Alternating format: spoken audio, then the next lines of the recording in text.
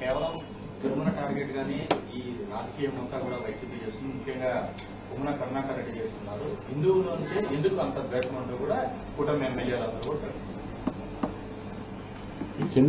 ఈ తెలుగుదేశం ఎమ్మెల్యేలు ఏంటండి నా మీద బిఆర్ నాయుడు గారి ఛానల్, అలాగే ఏబిఎన్ ఛానల్, అలాగే ఆయన ఎవరు మూర్తి అంట, మరి ఆయన ఛానల్ ఏదో తెలియదు, ఎంత నీచంగా అంటే నన్ను నాస్తికుడు అనేది కొద్దిసేపు, మళ్ళా వెంటనే క్రైస్తవుడు అనేది, మళ్ళా వెంటనే నీచుడు అనేది. దేంట్లో మీ స్టాండ్ ఉంటుందో కూడా కనీసం నా మీద చేసేటువంటి విమర్శలలో కూడా స్టాండ్ లేదు. 3 నెలలుగా మేము చేస్తున్నది వెంకటేశ్వర స్వామి మీద ఆధారపడి చేస్తున్నామా? వెంకటేశ్వర స్వామి మీద ఈ 3 నెలలుగా మీరు చేస్తున్నటువంటి అరాచకాలేంటి? ఈ 3 నెలల్లో అక్కడ బెల్ట్ షాపు దొరికింది. ఈ 3 నెలల్లో ఓ తాగుబోతూ రారా తెలుసుకుందామనని ఆడవాళ్ల మీద దౌర్జన్యం చేసి ఎన్ని కావాల మందు నేను లోకల్ అనింది కొండ మీద కాదా? కొండ మీద 2 రౌడీలు తాగి పడుకున్నటువంటి భక్తులందరినీ నిద్రలేపి కొట్టింది నిజం కాదా?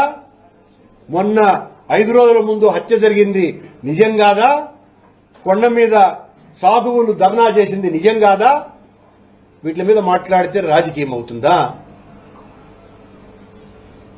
అజ్ఞానం తలకెక్కిన వాళ్లను కన్విన్స్ చేయటం అన్నది సాధ్యం కాదు. ఎవరి అజ్ఞానం వాళ్ళ సొంత ఆస్తి అని 70 ఏండ్ల ముందు ఒక కవి రాసినాడు.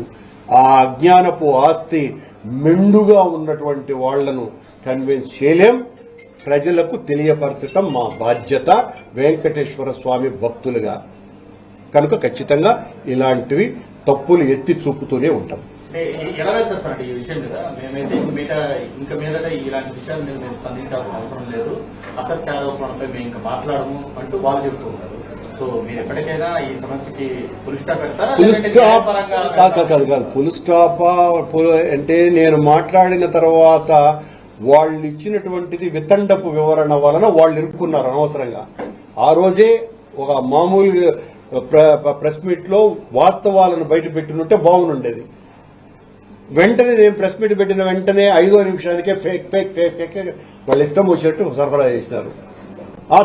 ఆ తర్వాత బిఆర్ నాయుడు గారు నెక్స్ట్ డే ఆడికి పోయి నన్ను ఇష్టం వచ్చినట్టు తిట్టాడు. దూషణే కదా, దూషణ తప్ప ఏమన్నా ఉందా? వాడు మనిషిగానే పుట్టడానికి అనర్హుడు అని అన్నాడు ఆయన నన్ను. నా గురించి ఏదో చాలా బాగా తెలిసినవాడు మాదిరిగా, వాడు నాస్తికుడు, ఏదో మా ఇంట్లో పుట్టినవాడు మాదిరిగా ఆయన నా మీద మాట్లాడేటువంటి మాటలు ఇవన్నీ కూడా. ఇన్ని కూడా నన్ను ఇంకొకటి కూడా నేను చెప్తున్నా, వెంకటేశ్వర స్వామి అనుగ్రహం లేకపోతే అక్కడ సేవ చేసేటువంటి భాగ్యం ఎవ్వరికీ రాదు అని ప్రపంచమంతా చెప్పేటువంటి మాట కదండి. ఈ విషయంలో మరో అభిప్రాయం మరొకటి లేదు కదా.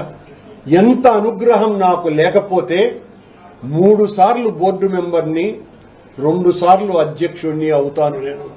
ఆ వెంకటేశ్వర స్వామి కృప, కరుణ, దయ, దాక్షిణ్యం నా మీద లేకపోతే ఈ 85 సంవత్సరాల టీటీడీ పాలక మండళ్ల కాలంలో ఇన్నిసార్లు సభ్యుడినైన వాడిని, అధ్యక్షుడైన వాడిని నేను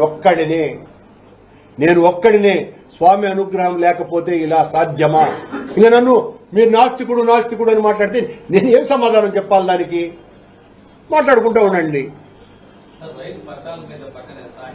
అవునండి, సాహి గర్భవతి అయినటువంటి అత్యంత పవిత్రమైన